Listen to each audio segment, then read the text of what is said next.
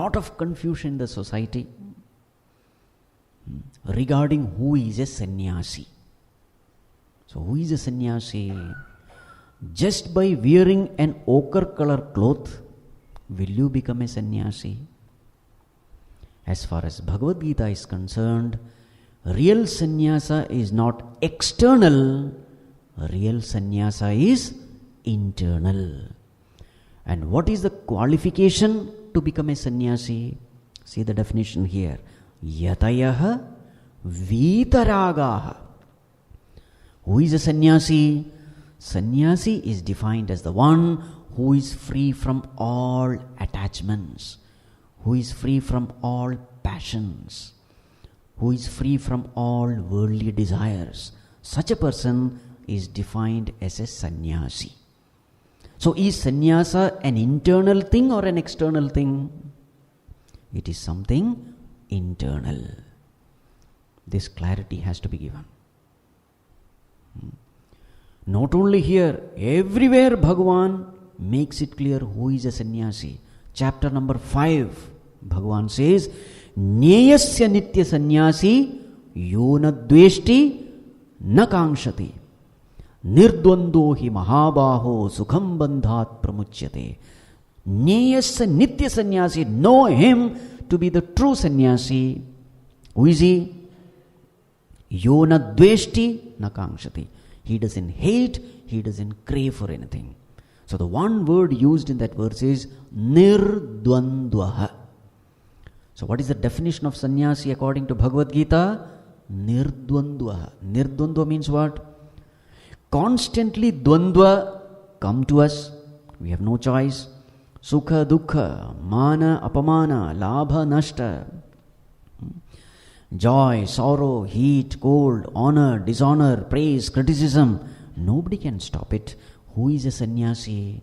Sannyasi is the one who is unaffected by the ups and downs of life. This is how a sannyasi is defined. So how can we remain unaffected by the ups and downs of life? As long as you are depending on the world for happiness, you will be tossed up and down by the happenings of the world. This is the law. The question is, what is the source of your happiness in your life? Is the source of happiness the world and the worldly happening? Then definitely the happenings of the world will have an effect upon your mind. When conducive things happen, you will be excited, you will be tossed up. When unconducive environment you are exposed to, then you will be depressed, you will go down. This up and down we experience at the mind level is because of the importance that we give to the worldly happening. To the extent the world is the source of happiness, to that extent the worldly happenings will decide our happiness. This is the law. So such a person who depends on the world for his happiness is called samsari. Samsari is not a person who has wife, children, family, etc. No. According to Bhagavad Gita, no. A strict no. Samsari is the person who is depending on samsara for happiness. And therefore, he is tossed up and down by the samsaric happenings. Such a person is called a samsari. So who is a sannyasi? Not the one who has renounced the world, but the one who has renounced the attachment to the world. This has to be very clearly understood. Sannyasa means samyak nyasaha, very well renouncing. That is the word meaning. Samyak nyasaha, the one who has renounced very well. What has he renounced? He has not renounced the world, he has renounced the attachment to the world. So it is very much possible that a person is remaining with his family. He has all relationship, he has all worldly responsibilities. At the same time, according to the definition of Bhagavad Gita, he can be a sannyasi. Like Raja Janaka, the example given in the 3rd chapter. He is considered to be the enlightened one, a perfect sannyasi, though he was in the world, in the midst of the world. The reverse is also true. A person may be an outer sannyasi, but he may be an inner samsari. How? Suppose he is attached to his matha and monastery, etc. Suppose he is attached to his disciples, etc., ashram, etc., and he is constantly worrying, lot of anxiety as to how he will run his ashram. If this kind of swamis you see, know for sure he is a mere outer sannyasi, not the sannyasi defined according to the scriptural standards. So what is Bhagavad Gita's constant request, instruction? Be an inner sannyasi. As far as the outer sannyasa is concerned, your prarabdha will determine. We have no choice. According to prarabdha, some are born as in such an environment where he can take sannyas. Some others are born in an environment where he has a lot of family responsibilities. He may not be able to take sannyas. What does Bhagavad Gita say? External sannyasa is not the important thing. The most important thing is internal sannyasi. To become an internal sannyasi. Gandhiji, he is called Mahatma Gandhi. How did the term Mahatma come? That Mahatma is because he was an internal sannyasi. He was able to face that British Empire because of his spiritual strength. He fought through his spiritual strength. So who is a sannyasi? The sannyasi is the one who is seeking happiness from God, not from the world. So this is how sannyasa has to be defined. What is the source of your happiness? Is your source of happiness God? Then definitely you are a sannyasi. If your source of happiness is world, then you are definitely a samsari. So let us try to be a sannyasi in the true definition of the term. How do I know to what extent I am a sannyasi? See how much you remain unaffected by the happenings of the world. Remember the FIR test. What is FIR test? Frequency, intensity and recovery time. FIR. How frequently you are disturbed, to that extent you are a samsari. I. What is I? Intensity. How intensely you are disturbed by the worldly happenings, to that extent you are a samsari. R. What is R? Recovery time. After getting disturbed, how much time do you take to come back to your normal state? The greater the delay, the greater the samsari you are.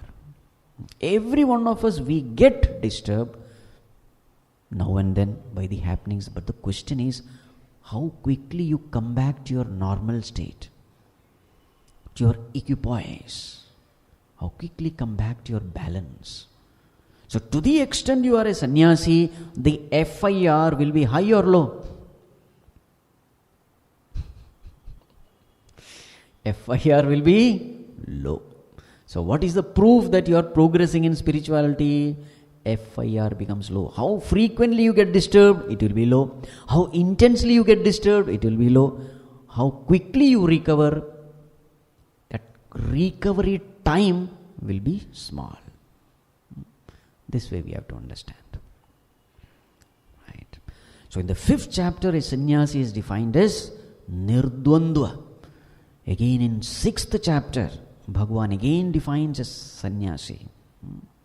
Yada hi nendriyartheshu karmasu anushajjate sarva sankalpa sannyasi yogarudha tada uchyate. So there again a sannyasi is defined.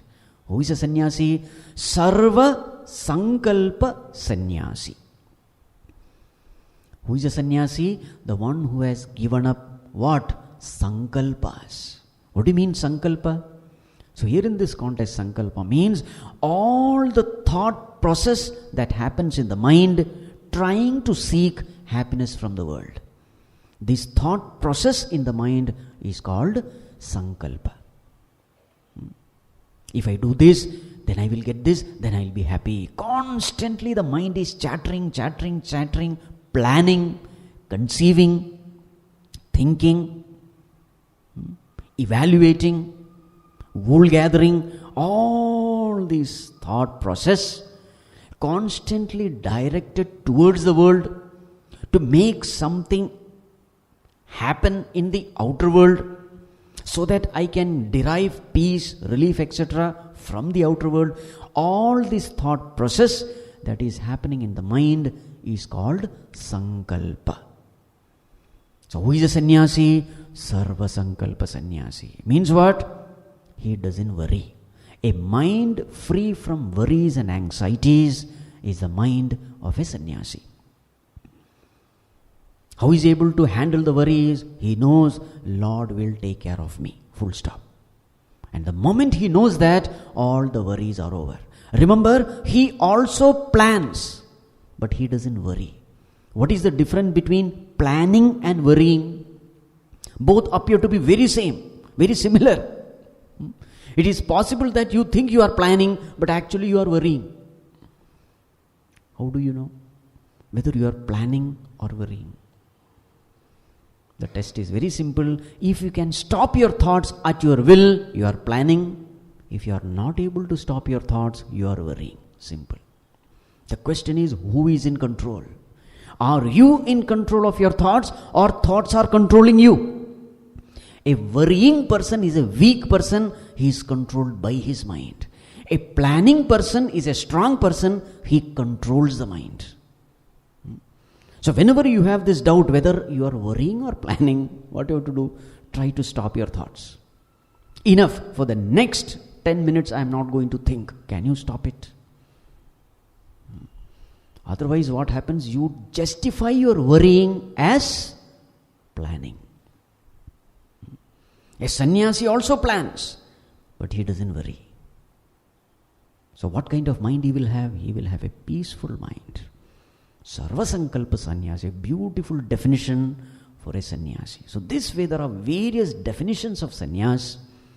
So this has to be clearly understood. What is sannyas? Total dependence on God for peace, for everything, for material prosperity, for spiritual evolution. When you totally depend on God, then such a person is called a sannyasi. And what are the consequences of depending on God and not on the world? Such a person will have a very quiet, peaceful mind. Such a person will not be affected by the ups and downs of the world. These are all the signs of true sannyas. Coming back, now what is being said here? Vishanti yat yatayaha vitaragaha. So who are the ones who will really reach there? Who will attain the truth? Who will be able to meditate on God at the time of death? These are the people. They don't have to wait till death to experience that. Even while living, they live as Jivan Muktas. What do you mean Jivan Mukta? The people who are liberated while living. So they don't have to wait for death to merge there. At the time of death, they become Videha Muktas. So what is the difference between Jivan Muktas and Videha Muktas? The liberated ones with the body is called Jivan Muktas, liberated while living. And when they leave the body, they are called as Videha Muktas. They have dropped the body. Does it make any difference to them? As far as they are concerned, it doesn't make any difference, because they are identified not with the body, they are identified with consciousness. So consciousness is there even when the body is there. Consciousness is there even when the body is not there. Since their identification is with consciousness, it really doesn't make any difference to them whether the body is there or not there. But for the onlookers, they have given a definition. The Mahatma with the body is called Jivan Muktaha. The Mahatma, when he drops the body, when he attains Samadhi, he is called as Videha Muktaha. It is from the standpoint of onlookers, not from the standpoint of the Mahatma. So, Arjuna, this is a state which is glorified by the Vedas and the knowers of the Vedas, and this is a state which can be achieved, can be attained even while living. This is something which everyone can attain. It is something which is possible. It is a state of perfection which everyone can attain. It is the birthright of everyone. And in order to attain it, what do the seekers do? Yadichanto brahmacharyam charanti. The seekers, what do they practice? They practice brahmacharya. What do you mean brahmacharya? The common meaning of brahmacharya is abstaining from sex. And that is true. That is only one part of the meaning. When we say brahmacharya, what we mean is disciplining all the sense organs in such a way that the energy is not leaked out. Every such practice has to be called as brahmacharya only. Actually, the person who is walking this path is called a brahmachari. What do you mean brahmachari? Chari means the one who walks the path. What is this path? The path leading to Brahman. So brahmachari. Brahma also means Vedas. So the path shown by the Vedas leading to Brahman, this path, the one who walks, such a person is called a brahmachari. And the practice is called brahmacharya. So what does this person do? Remember, the goal is very high. We are here to attain the Lord. So therefore you have to conserve all your energies. You cannot afford to leak it through sense indulgences. You have to conserve it. So therefore they practice brahmacharya. Merely abstaining from sex alone is not practice of brahmacharya. If you are talking too much, that is that is against brahmacharya, because you are wasting energy. If you are eating too much, that is against brahmacharya. If you are unnecessarily worrying, that is also against brahmacharya. Why? In all these cases, the energy is leaked out. And to the extent your energy is leaked out, you don't have energy to reach there. Isn't it? It is like you are traveling in a car with the petrol tank having so many holes. Then what will happen? You will not reach the destination, isn't it? So therefore you must conserve your energy. These are the three important things which a sadhaka must always keep in mind. Number one, conservation. Number two, direction. Number three, application. These three things should be clear. Number one, the energy should be conserved. Unless you have energy, you can't go anywhere. Number two, you should know where to apply this energy. So direction should be clear. Unto where you are going to apply this energy, direction, goal should be clear. That is direction. The third one, application. Apply the conserved energy in the direction of the goal. These are the three things to be done. In any field, not just spirituality. In any field, this is what we have to do. So, yadichanto brahmacharyam charanti, those seekers, they discipline themselves. They control their sense organs. The world is full of attractions and distractions. The world is full of such attractions that there is all the possibility that we may leak out our energy through the senses into the sense objects. There is all the possibility. Now what is this person doing? He is conserving his energy from all directions. And thus he is directing his energy towards that goal. Such a sincere seeker in the future become the yati, which is mentioned earlier. The very same brahmachari becomes a yati. Yati is the one who has attained. Brahmachari is the one who is striving to attain it. So everyone has to pass through these three stages. Yadaksharam vedavido vadanti means what? The first stage is knowing. Knowing through the scriptures. The second stage is doing. Yadichanto brahmacharyam charanti. Seeker stage. And the third state is being. What is that? Vishanti yat yatayo vitaraga. 3 stages are there. What are the 3 stages? Knowing, doing, and then being. Being.